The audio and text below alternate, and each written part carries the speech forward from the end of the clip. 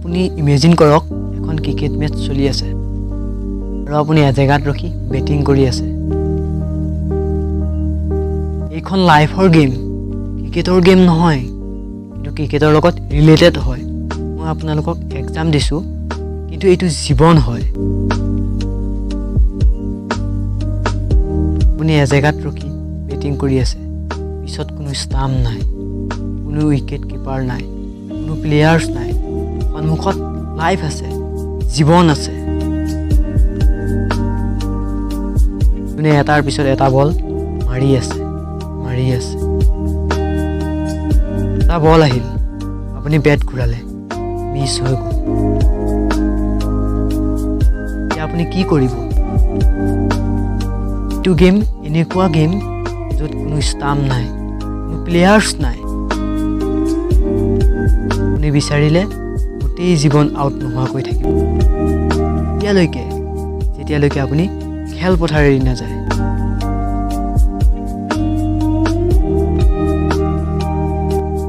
পৃথিৱীৰ কোনো শক্তিয়ে আপোনাক হৰাব নোৱাৰে যদি আপুনি পিটছত ৰখি থাকে।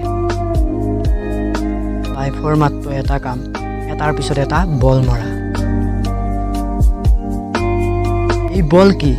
অপৰচুনিটি। কোনোবাটো সৰু, কোনোবাটো ডাঙৰ অপৰচুনিটি।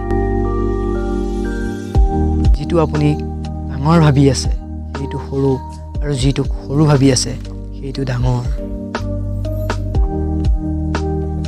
তেন্তে কৰিব কি? মাত্ৰ পিটছত ৰখি থাকক। বল গুচি গ'ল, কোনো কথা নাই, আৰু বল আহিব। ধ্যান পিটছৰ ওপৰত ৰাখা, লাইফৰ ওপৰত ৰাখা। আকৌ অপৰচুনিটি আহিছে, আকৌ বেট ঘূৰালে, আকৌ মিছ হৈ গ'ল। পৃথিৱীৰ চকুত আপুনি ফেইল হৈ আছে, কিন্তু আপুনি পিটছত ৰখি আছে। আপুনি খেলটো বুজি পাই গ'ল। এটা ইভেণ্টছত ফেইল হ'লে পুৰা লাইফত ফেইল হোৱাটো নুবুজায়। এটা ইভেণ্টছৰ এণ্ড লাইফৰ এণ্ড নহয় ভাই।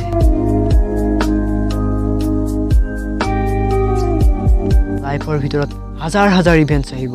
আকৌ এটা বল আহিল, আকৌ বেট ঘূৰালে, আকৌ মিছ হৈ গ'ল, আকৌ আহিল, আকৌ মিছ হ'ল, আকৌ আহিল, আকৌ মিছ হ'ল।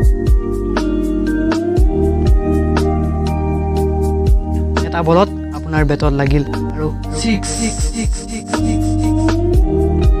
এটা বলত গোটেই খেল ঘূৰি যাব এদিনৰ ভিতৰত। সেই দিনটো আপোনাৰ জীৱনৰ ডাঙৰ দিন।